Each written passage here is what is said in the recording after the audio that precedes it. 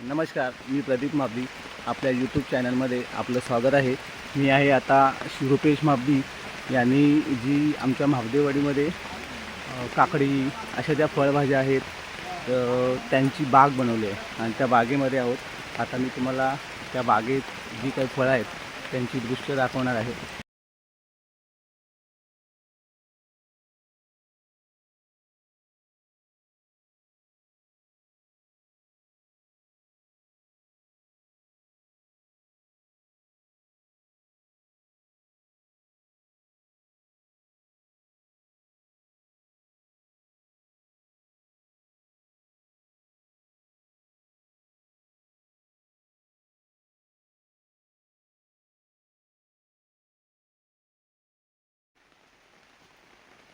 जंगल झाला आहे.